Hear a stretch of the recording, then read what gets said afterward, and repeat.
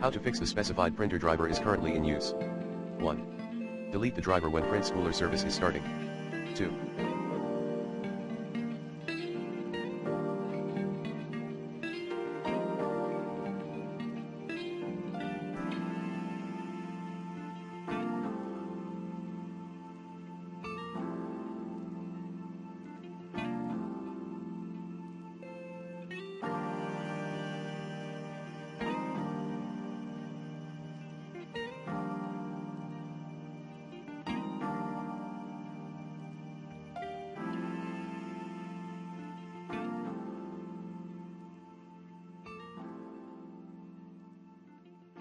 Rename print processors at hkey_local_machine \system \current control set /control \print /environments \windows x64 /print processors \in registry editor.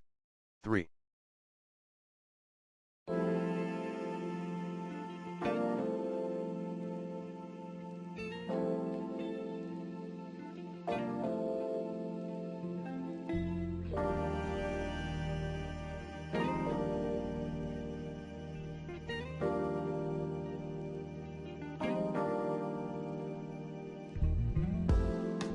Disable bidirectional support.